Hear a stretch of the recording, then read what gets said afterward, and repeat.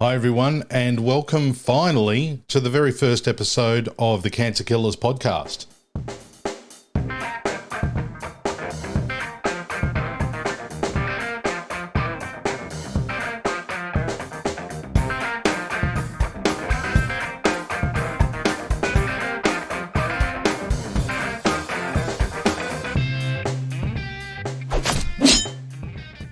All right, so we're just going to get right into this as I bump the microphone because we're going to make this as real as possible. I'm going to all the mistakes that can be made, all of them. I'm looking to get them out right away in the very first one.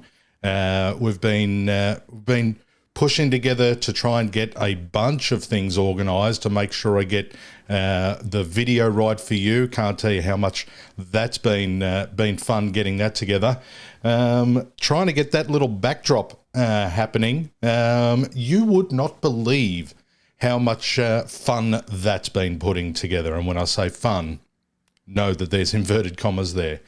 So the Cancer Killers podcast, I've been wanting to get this up and running for a little bit now, and the biggest reason to get something like this started, I don't know if you caught my my intro, a little trailer that I put together. It's something that the podcast networks tell you to put together. I mentioned in that, and I'm going to go through it again just for those that have not seen the trailer. There's no need for you to go back. If you've seen it, you've seen it. If you haven't, then you haven't. That's okay, because I'm going to tell you about it right now. So in early 2021, February 2021, I was diagnosed with stage 4 prostate cancer. And as I said in that intro, and as I've said to a bunch of people, when you get that kind of news, it throws you around a fair bit. Doesn't matter who you are, of course, like it's the big C, right? So, yeah, I reckon I sat with that info for, or probably around about. It actually wasn't that long now that I think about it. It was probably about 24, 36 hours. You kind of go into, I guess you would call it a bit of a funk. Because you're getting the biggest news of your life, right? And, you've got the question of, what the hell does this mean? Everything that I've been planning and looking to do, that's all in jeopardy and all that kind of jazz, which is understandable. And, I think it's understandable. It certainly seemed, the right way to be thinking at the time. I was pretty present in it all. When you're sitting down with the oncologist and with my partner, getting this news, it's quite challenging info to hear. But then time passes on, and through that, because obviously you're getting a bunch of more information as far as, all right, what's the pathway forward? What are we doing from here? What's going to happen? What's required of me? When I'm going to have to show up to this, that, and the other, all these different kind of things. And so just like anything, and this is kind of weird, but just like anything, you kind of get used to this being the new normal. Which is, it's kind of weird to say that, cancer is the new normal, but it is for me. And I think fairly quickly it became, I understood that it was the new normal for me. So yeah, going to a bunch of appointments, tests. I can't tell you how many tests I went through straight off the bat. They were pretty keen to throw PET scans and CT scans, and you've got to be injected with this kind of thing that's going to make you feel like you're going to wee, or wee your pants, all these different things. Look, I'll give them credit right from the outset. They were pretty damn good at saying, hey, you know what, when we inject this, it's going to feel like you've weed yourself, but we promise and hope that you haven't, and it's just a feeling. It's all G. And so you're going through all the pokings and proddings and all that kind of jazz. And I got to say that very, very early on, really got to a point, like I said, where this new normal, where I just got used to it, and I found anyway, and this was for me, and I'm sure that it's not that dissimilar for other people that go through any kind of examinational triage where doctors are coming left, right, and center and want to get a piece of me.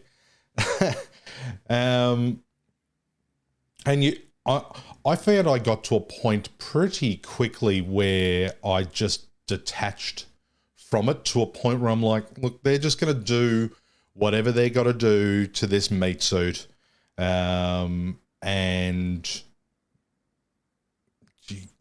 mean, that's just part of the process. Because at the end of the day, what happens is those survival instincts kick in, and you go, I'm just going to do what I got to do. So yeah, I went along with that, and they gave hormone therapy, and I do want to tell you all my story, but at the same time, I don't want to first episode, Jesus, this was bloody heavy, because that's probably not the best way to to get people going, oh geez, they really want to tune in again. That's going to be great. Yeah, this guy just talks so heavy about getting poked and prodded. No. I really want to talk about things differently, but I did want to give you an idea, an understanding of, I guess, how I've come to this point where I've put a microphone in front of my face, a camera in front of my face, bunch of lights and everything like that, to actually get to a point where it actually stopped being about me. While I'm going on and doing the things that I've got to do, it came to a point pretty quickly where, while I was doing what I had to do for me, that I was able and willing, probably most importantly, willing to not have this be just about me. I think one of the things, and this is really, I guess if there was any conversation about a mission, which there will be, by the way. In fact, that is the driver of this, because obviously I spoke with my family, with a lot of close friends about what I was going on. I wanted to keep these people up to date, as you do. I guess as you, if you continue to listen or to tune into this again, whether it be YouTube, Spotify, or any of the other podcast networks, you're going to get to know a little bit more about me, how I tick. I mean, if you say, for instance, if you're watching this on YouTube, what you'll see is an intro that's kind of interesting. I think it's worth checking out because I put it together and all that kind of jazz. But one of the I felt one of the important things with all of this and the intro definitely reflects that, is that in all of this, it's going to be important for me to still be who I am. And who am I? I'm still a bit of a clown. In fact, I'm a hell of a lot of a clown.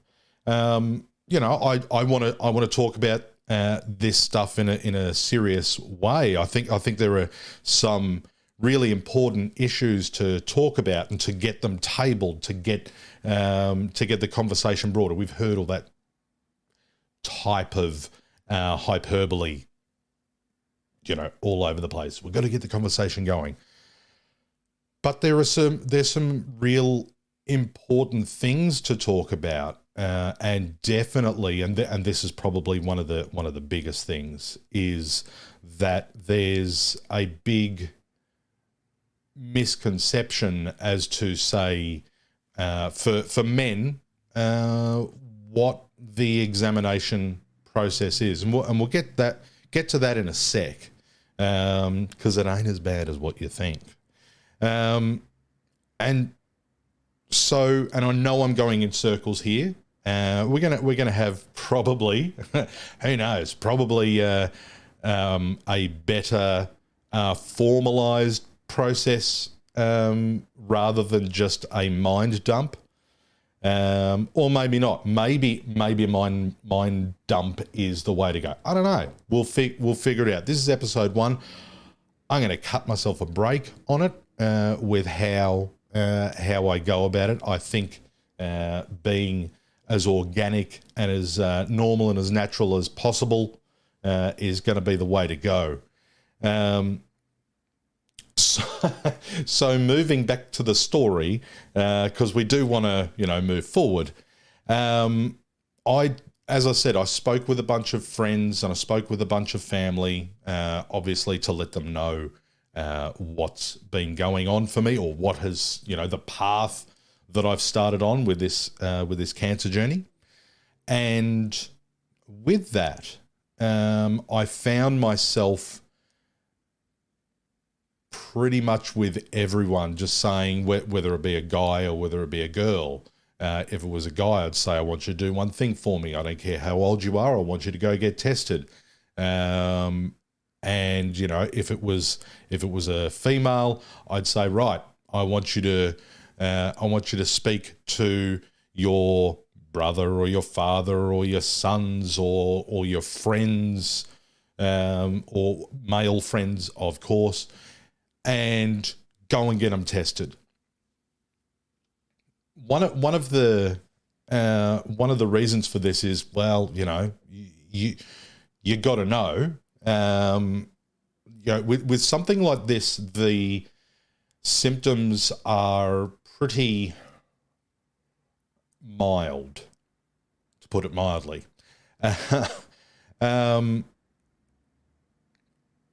and you may not have symptoms, but still be going in the direction or down this path without even realizing it, without ever having any symptoms, until, way on down the track, which is kind of where I was at. And then you go, oh, right, now I'm on this whole path of all this, like I said, this medical triage where everyone's poking and prodding. So I felt that that it was my responsibility. The fact that this had landed in my lap, I had to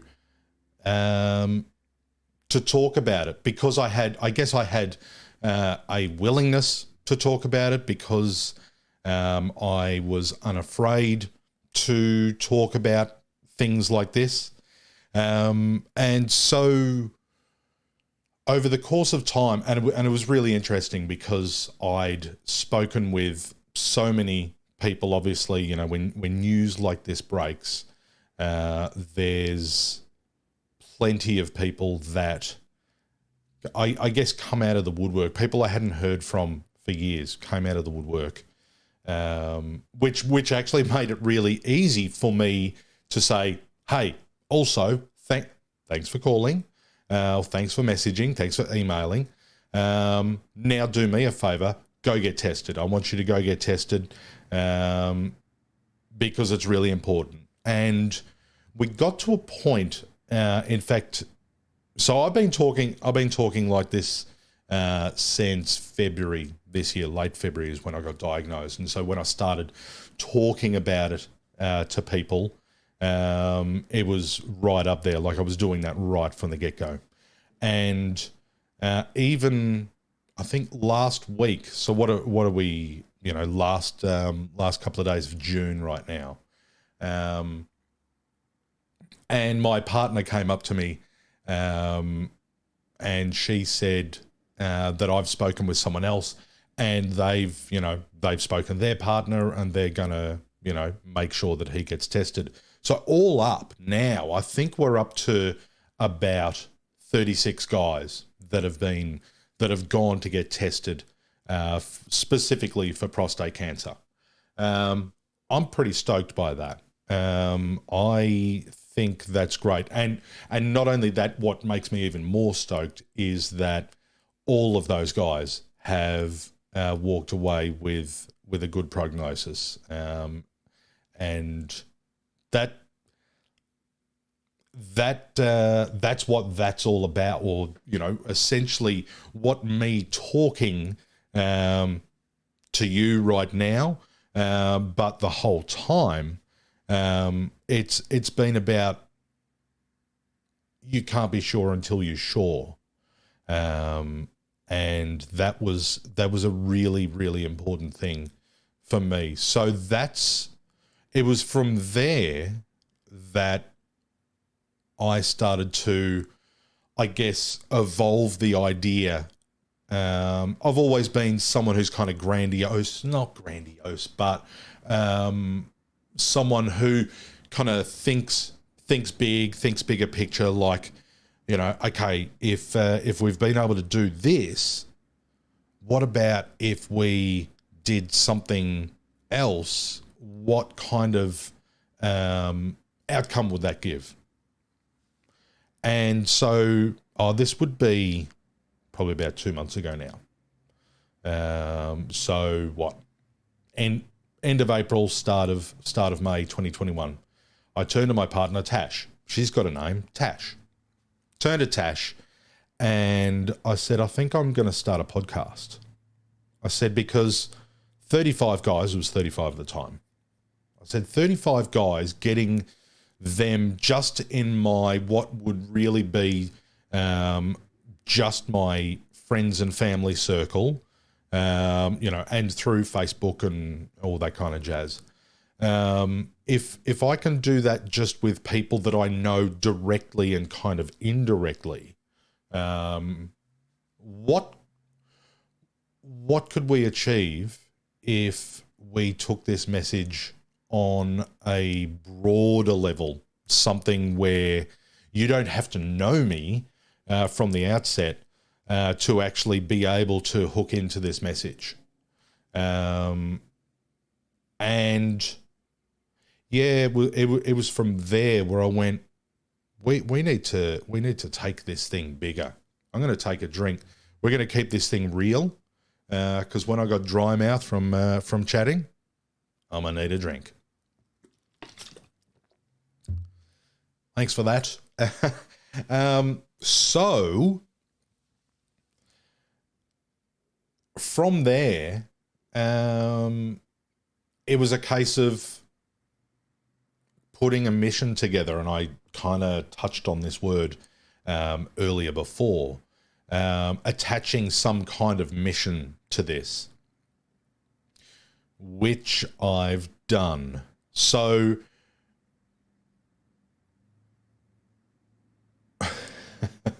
sorry, just having a little brain fart, having like a few different thoughts come to mind at the same time, just going, which one do I say first?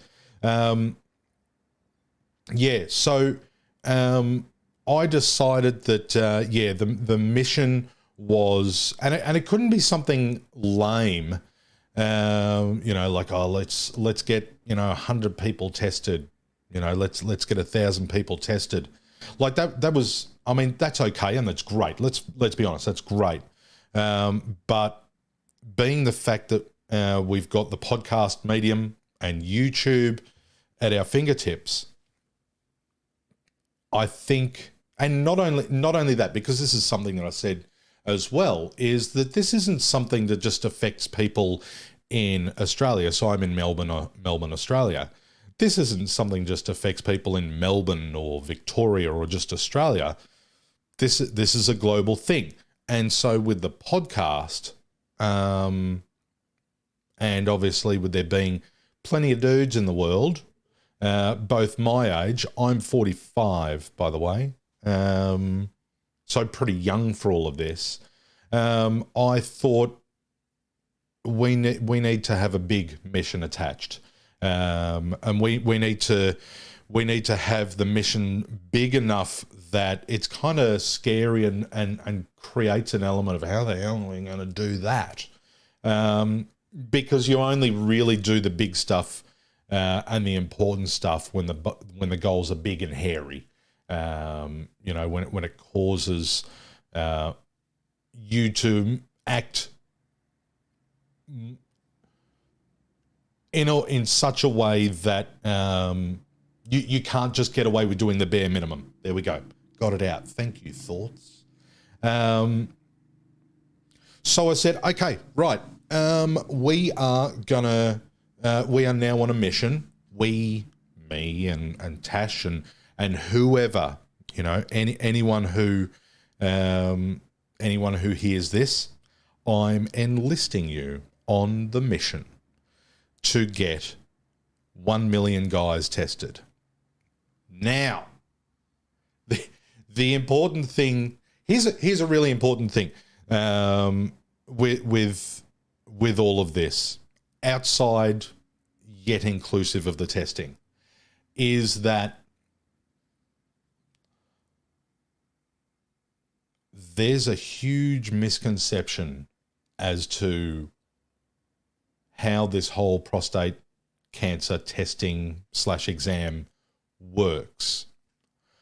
Most guys, in fact, most people, obviously I've talked to a fair few people, most people are under the impression, understandably because it's been this way for quite a while, but most people are under the impression that the prostate cancer exam is, as I like to say, getting treated like a drug smuggler at Border Patrol.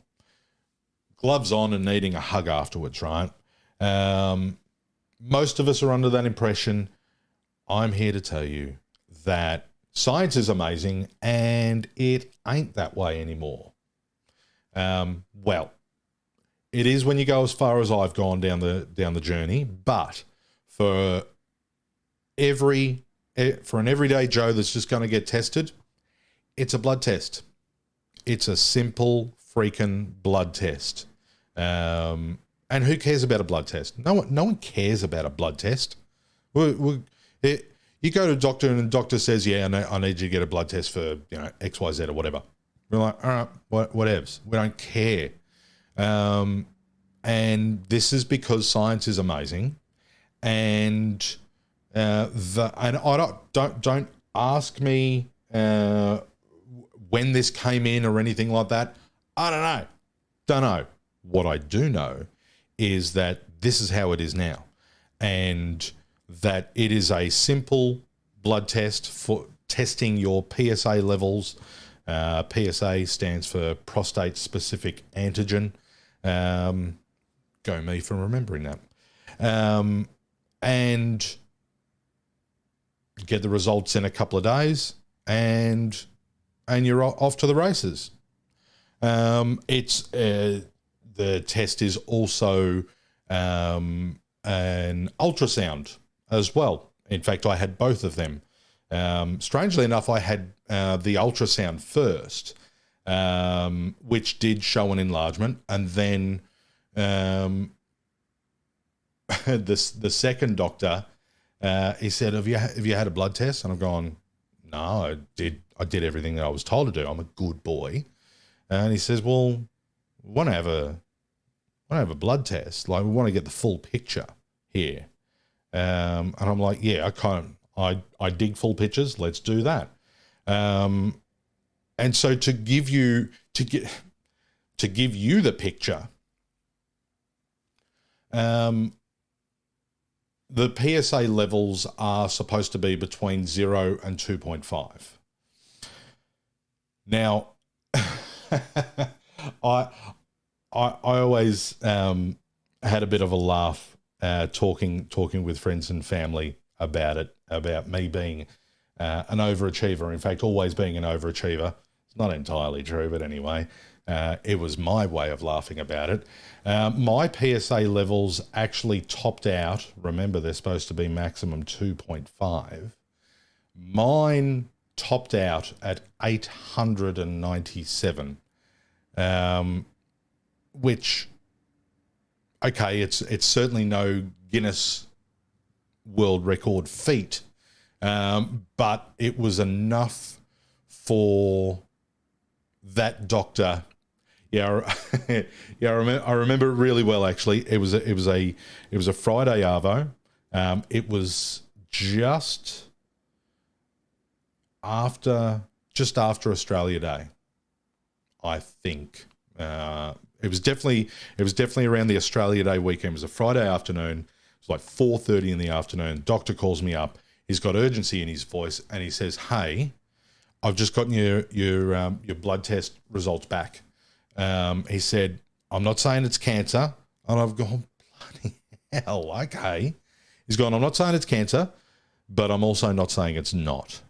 And he said, "What I need you to do is on Monday morning, get your ass straight to the emergency. I'm typing up a letter for you right now. Want you to go to emergency, and the letter will say all, and process will start from there." And we just, we'll find out whether it is, whether it isn't. Hopefully, hopefully it's not. Turns out it was.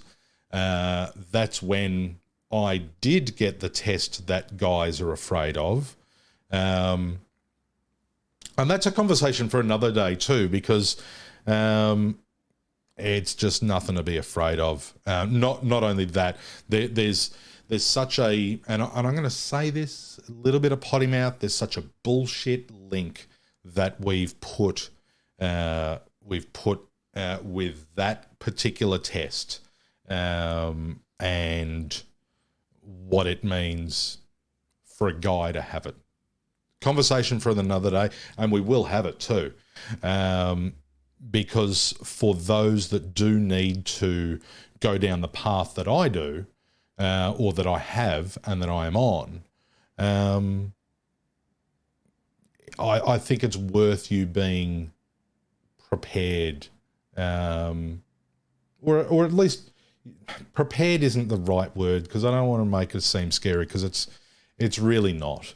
But just so then, like, just taking away the bullshit around it, I think, and that's really the theme of this whole thing. I talked in the trailer about wanting to talk about this in a very, very different way. I don't want to be. I'm no medical doctor. I'm no oncologist. I'm no urologist. I'm just a normal dude who lives in Melbourne, drives Ubers, gets people around, who just got a bit of out-of-the-box news. But at the same time, I think it's really important, being that I'm unafraid to talk about this kind of stuff. I think it's important for me to put myself out there in front of you, for you, for those that may need to go down this path, or that are just starting on this path, or for those that are friends or family members of people going down this path. This is who this podcast is for. This podcast is for me to be able to encourage you, to support you, and not just me, because there is a Facebook group that we've started, called We Are Cancer Killers. We Are Cancer Killers. Wherever you find this podcast, I'll make sure there's a link in the description if you'd like to be a part of the group. I can't say that it's all that active yet, but it's only because it's just started. We're only getting this moving, but I'd like to. Where I'd like to see that is a place where not only people can share their story, but also seek motivation and seek to not just to learn more about the nitty gritty of it all, because I think that's a part of it. The other part, which I'm really interested in, and this is when I talking about this in a very different light, in a very different way. One of the things that was very clear to others when I started talking about this, firstly, they were like, "Are you sure you think this way about it?" Because I did, like I said, for 24 to 36 hours, yeah, okay, you go into a bit of a funk, as you should, as is your right. It's okay. But then after that, I was back to being me again. I just had new information that I'd been integrating. But other than that, I was just being me. And so that I know that there were a bunch of people just checking in, going, are your screws still, like, you haven't lost it? Because you kind of seem normal, even though you've got, the big C in your life. And I'm like, yeah, I'm still me. It's just a thing that I'm doing at the moment. So what I'd like to see, and I think this is a big part of it, is that I use this as an opportunity to share how I've been able to get my head around it, how I've been able to keep a level head, do what I've got to do, which kind of seems too compartmentalized elements, which it kind of is, but it's also quite integrated in terms of the fact that I've just remained me the whole freaking time. So I don't want to go on too much longer because I actually don't. I haven't set a timer or anything. I really just wanted to finally, now that I've gotten all the equipment working, I'm stoked that screen has stayed on the whole time. Go Google search, go YouTube, and all that kind of jazz. Little bit annoyed that right there, that little thing stays there. But hey, it's the real stuff, and maybe down the track I'll find out how to get rid of that. But I'll tell you what, for those that aren't looking or that aren't tuning onto this with YouTube, I'm pointing at the TV screen. That there's a little slideshowy thing icon that I'd love to get rid of. But anyway, that's not the big issue. We're talking about being cancer killers, and we're gonna be talking about the attitude that a cancer killer has, and that's kind of why I chose to have, and you'll see with all the cancer killer logo, you'll see who I call the cancer killer dude, the cancer dude.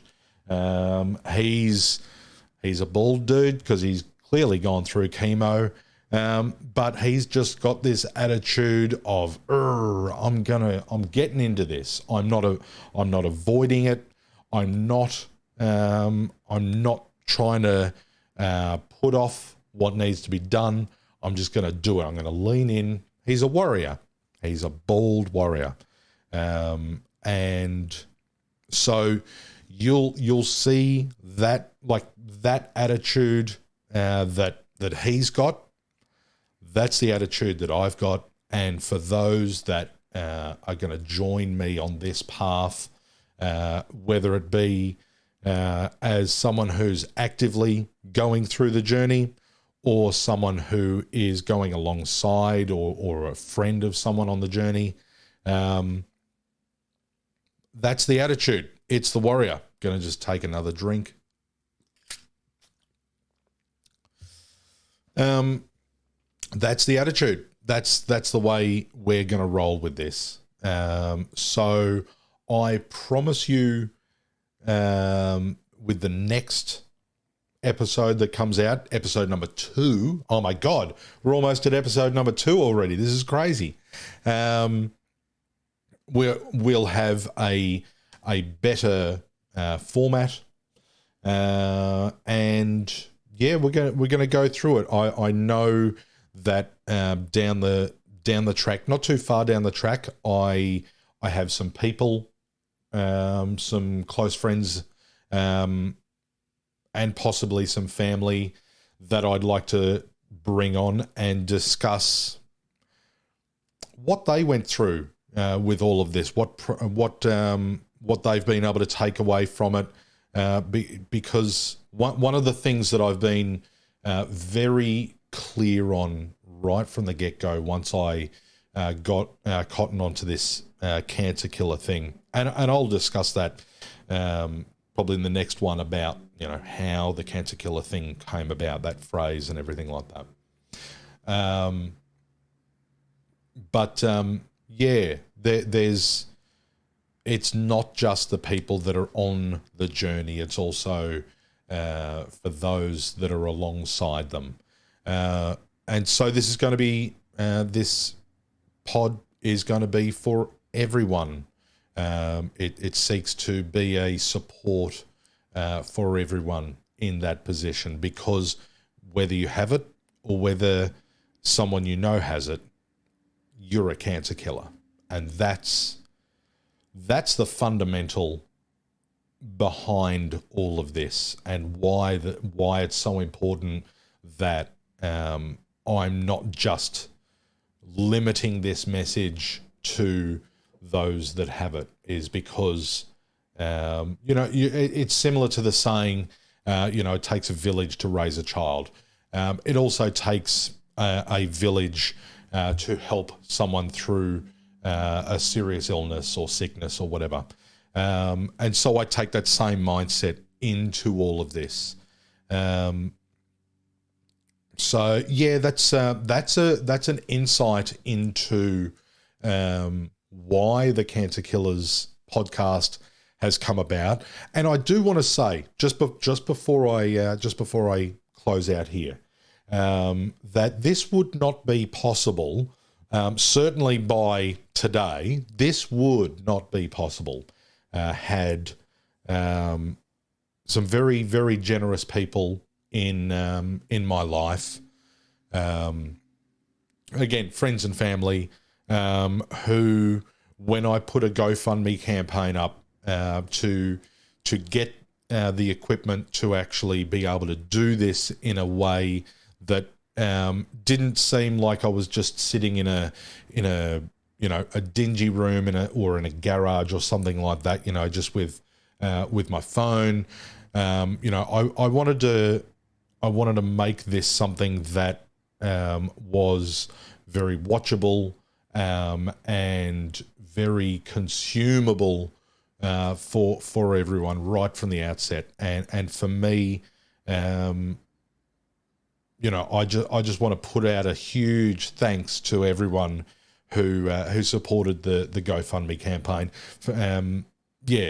I've thanked you individually, I've thanked you personally, and now I've thanked you publicly.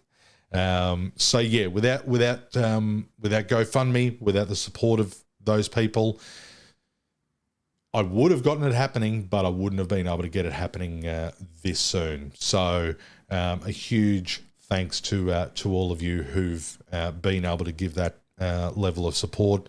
There are a bunch of other ways that people have supported, and you know, I'm sure I'll be able to I'll be able to broach that from, you know, in time. But yeah, the GoFundMe people, yeah, huge props, huge thanks for that one. I'm going to leave it at that, I think, for the first one. I don't know how long we've gone. Next time, like I said, I'm going to have a bit more of an agenda. I deliberately just wanted to get, speaking to you guys to start off with.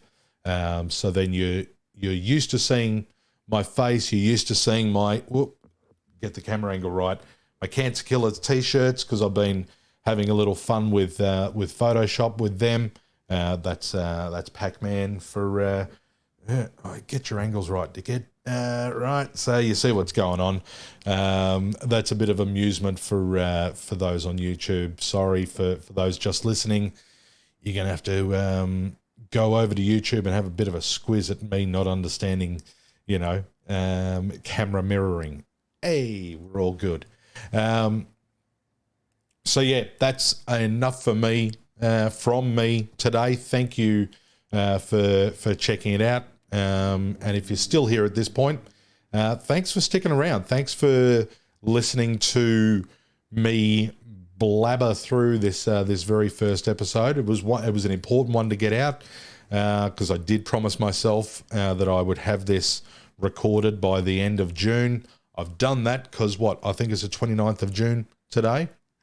All right. So mission accomplished. I'm going to get this online and out to you guys as soon as I can. Hopefully straight away.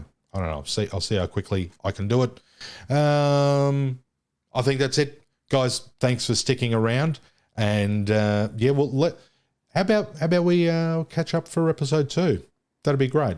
I kind of like to catch you there.